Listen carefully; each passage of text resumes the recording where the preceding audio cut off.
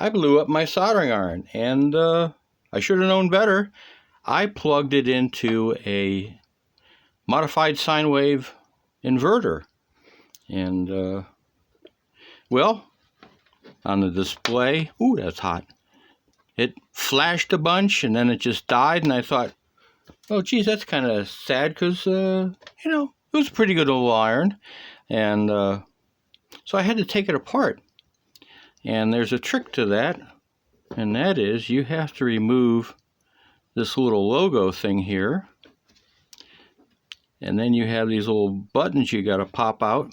Otherwise, it doesn't slide out, but if you take those out, they'll slide out easily.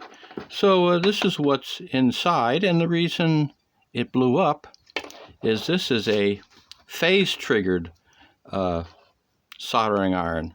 So what it uses is a very low voltage element. It's a 28 ohm, and what they do is just use a small section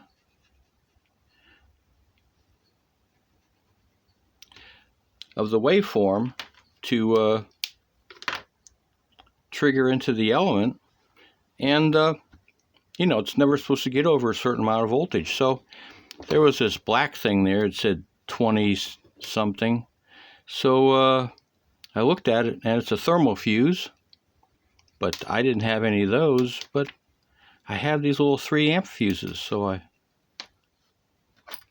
soldered that right in there, and I tried it out, and the thing works. Let's just turn it on right now. I got it into a little sine wave inverter, and you can see it's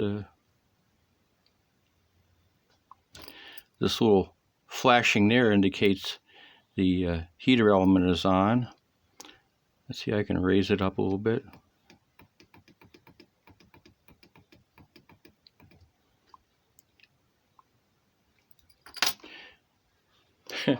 I'm only using a little 12 amp hour battery up here. I'm up in the shop, and I have 12 volts, but it's just enough to run lights and things. And when I first turned this on, it shut down the inverter after a short while. I got one of these Lifetime 700 watts.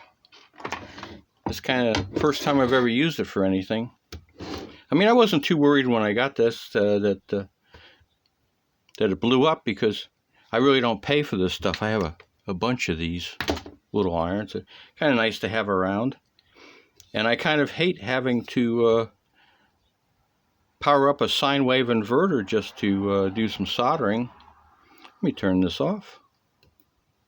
Okay, let that cool down. I really like this battery option. It's a T12 iron, and it's a 20 volt battery, and I can just carry it all around. It's got, sleep, motion detection. It has everything in the world.